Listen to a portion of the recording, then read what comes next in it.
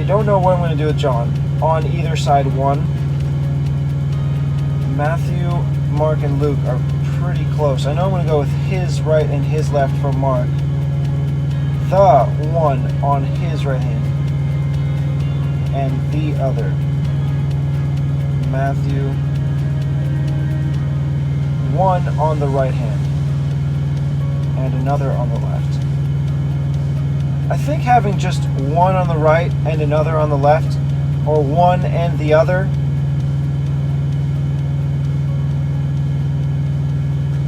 makes sense. I don't know, this first I don't think it's necessary. The one on his right hand and the other. Yeah, I don't like that. Luke, 1 on the right hand and the other on the left. Yeah, I'm going to go with the order of Luke. 1 on the right hand and the other. Not 1 and another. Because there's only 2. We already know there's only 2. So 1 and the other.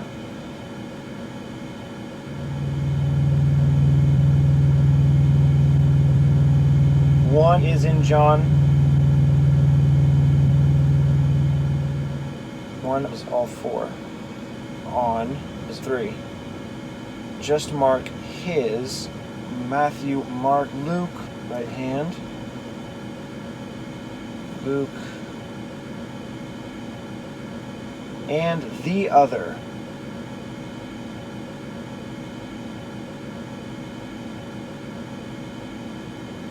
I guess I could use the and from John here.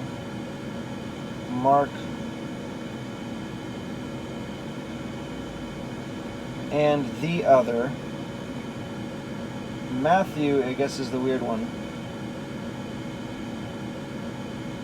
And another. So and is all 4.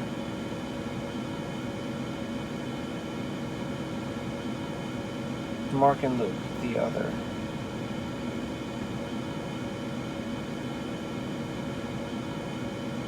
And 2 other. I could use the other as well. Now it's Mark, Luke, John. Matthew on the left. Mark on his left. Luke on the left. On is also in John. So the on is all 4. Just mark his left. Matthew, Mark, and Luke.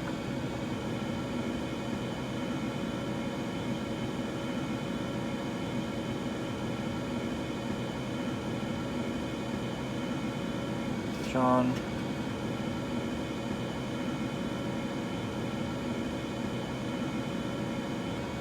And Jesus in the midst.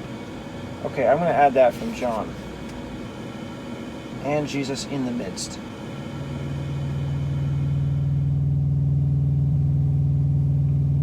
Mark. And the scripture was fulfilled which says he was numbered with the transgressors.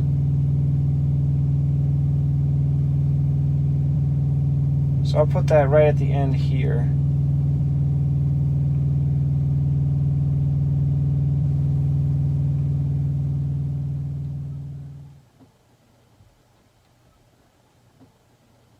The event I'm going to move into next is going to be soldiers took his garments, cast lots for them, which comes earlier in Mark.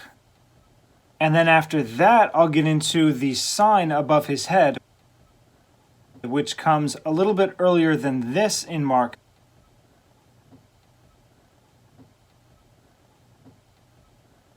But after they parted his garments and split between the soldiers, which means this one verse, Mark 15:25, and it was the 3rd hour, and they crucified him, is kind of left all by itself. It doesn't seem to belong with them parting his garments and casting lots. But if I was going to save it for just before the sign above Jesus' head, that would be a pretty far gap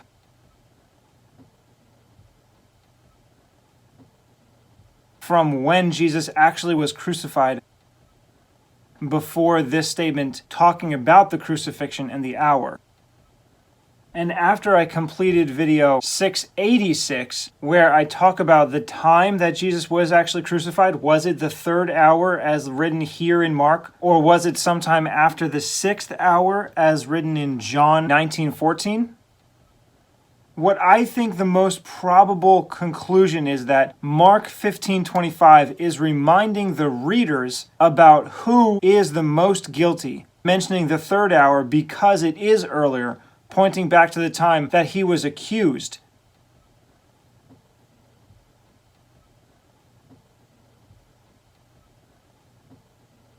That would make these two times not contradict, but means this mention of the third hour should be sometime soon after he was crucified.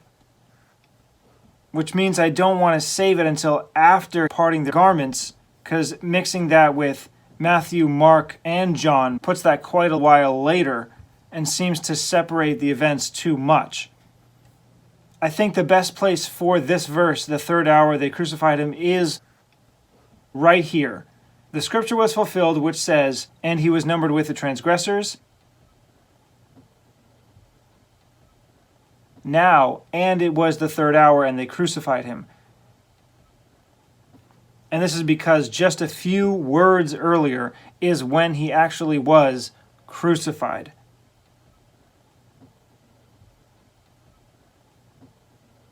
Just like in Mark, it says, when they had crucified him, they parted his garments, cast lots upon them, whatever man should take, and it was the third hour. It's only a few lines separated.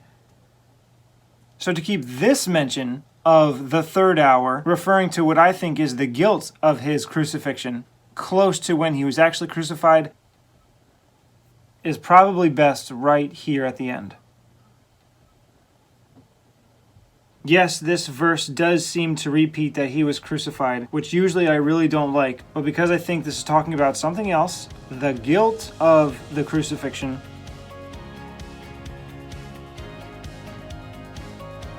I will have it twice, so that if that's what it actually means, it's not being undone by combining it with the earlier verse. So now these verses read, one on his right hand and the other on his left, and Jesus in the midst. And the scripture was fulfilled, which says, and he was numbered with the transgressors, and it was the third hour, and they crucified him.